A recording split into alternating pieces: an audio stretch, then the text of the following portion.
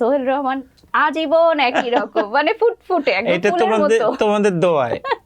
তো তোমার প্রিয় ফুল কি আসলে? ফুল গোলাপ। কেন সেটা?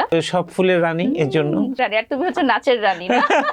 প্রথমে আমার মা নাচতেন, আমি সবার ছোট, তো সব ভাইকে ট্রাই করছে, কেউ শিখতে চায় না। তা আমার রক্তে মনে হয় নাচটা ছিল। এটা ছোটবেলা থেকে আমি কোনো জিনিস ফলো করলে সাথে সাথে আমার ক্যাচ হয়ে যেত। অনেকে আমাকে কম্পিউটার ব্রেন বলে, মানে আমার 2-3 বার লাগে না। গুরু বলতো যে তুমি ফলো করবে, আগে কি করতে চাচ্ছে ওই জিনিসগুলো আগে রপ্ত কর, তারপরে তুমি নাচো। আর আমার স্টুডেন্টের তালিকায় তো অনেকেই আছে, যেমন সব এখন ওই স্টার বলতে গেলে, যেমন নাদিয়া, চাঁদনি, তারপর তুমি, শখ।